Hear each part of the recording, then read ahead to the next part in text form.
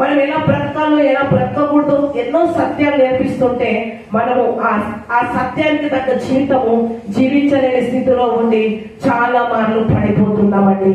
అందుకే ఈ రోజు దేవుడు గుర్తు చేస్తున్న విషయం ఏంటంటే తెలుసా, మోషే దేవుని దగ్గర నమ్మకంగా ఉన్నాడు, మెండైన దీవెను తను పొందుకున్నాడు, ప్రజలకు అందించాడు ఆ దీవెను.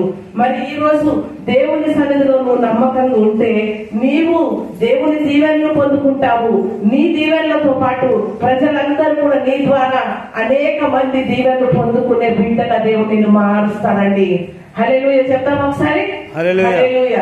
చూడండి, మోషే 40 దినాలు 40 రాత్రులు అక్కడ గడిపినప్పుడు అంట నాకు ఆశ్చర్యం ఏమనిపించింది అంటే, ఏం చేసింది అక్కడ కదా. మనం అంటే పొద్దున్న లేచినప్పటి నుంచి మనకు ఒక టైం టేబుల్ ఉంటుంది, తినడం కానీ పడుకోవడం కానీ అన్ని పనులు అనేది టైం టేబుల్ ఉన్నాయి. కానీ మోషే 40 రాత్రులు 40 పగళ్ళు మరి ఏం చేశాడంటే దేవుడు వాక్కుకోనికి ఎదురు చూసుకుంటా కూర్చున్నాడండి. మోషే సహనముతో దేవుని పాదాల చెంత కూర్చొని ఉన్నాడు. మోషే దేవుని వాక్కు కొరకు ఎదురు చూస్తున్నాడు. మరి దేవుడు మాట్లాడుతున్నది ప్రతిదీ కూడా ఆయననంట ఏం చేస్తున్నాడంట, గ్రహిస్తూ ఉన్నాడంట.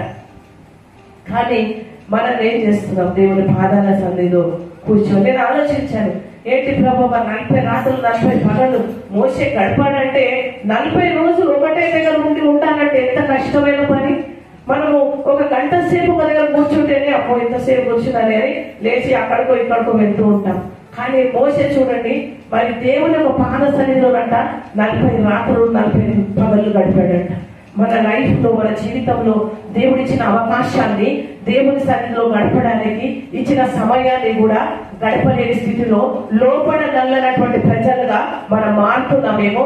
ఈ రోజు దేవుడు నాతో మాట్లాడుతున్నాడు ఏంటి తెలుసా, మనం లోపడగలన ప్రజలుగా కనబడుతున్నామేమో.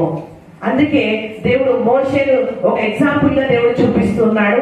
మరి ఈ రోజు చెప్తూ ఉన్నాడు దేవుడు తెలుసా, దేవునికంట చాలా సమయాన్ని మనం ఇవ్వాలంటండి. హల్లెలూయా.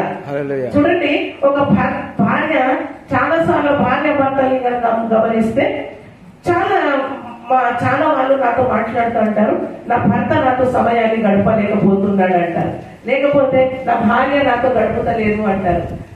నా భార్యతో నాకు కొంత సమయం గడపాలని ఉంది, నా భర్తతో నాకు సమయం గడపాలని ఉంది.